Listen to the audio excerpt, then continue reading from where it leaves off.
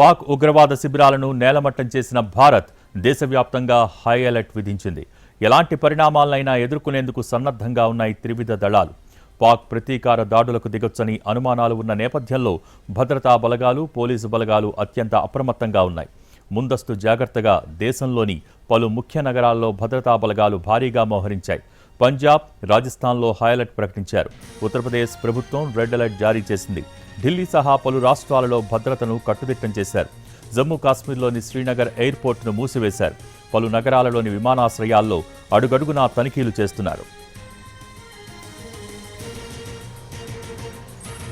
ఉగ్రవాదులను అంతమొందించడానికి జమ్మూ కాశ్మీర్లో భద్రతా దళాలు కూంబింగ్ ముమ్మరం చేశాయి. 100 మందికి పైగా అనుమానిత ఉగ్రవాదులు, వారి అనుచరుల ఇళ్లలో తనిఖీలు చేశారు పోలీసులు. ఉగ్రవాదుల ఇళ్లలో ఆయుధాలు, డిజిటల్ పరికరాలు, సంబంధిత పత్రాలను స్వాధీనం చేసుకున్నారు.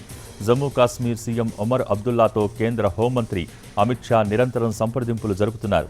సరిహద్దు ప్రాంతాల్లో నివసించే ప్రజలకు అన్ని రకాల భద్రతా చర్యలు కల్పించాలని సైన్యానికి ఆదేశాలు జారీ చేశారు. భారత సైనిక రైళ్ల కదలికల గురించి తెలుసుకునేందుకు పాకిస్తాన్ నిఘా సంస్థలు ప్రయత్నించవచ్చన్న సమాచారంతో రైల్వే శాఖ అప్రమత్తమైంది. రహస్య సమాచారాన్ని అనధికార వ్యక్తులతో పంచుకోవద్దని ఉద్యోగులను హెచ్చరించింది. మరోవైపు దేశవ్యాప్తంగా మాక్ డ్రిల్స్ నిర్వహించారు.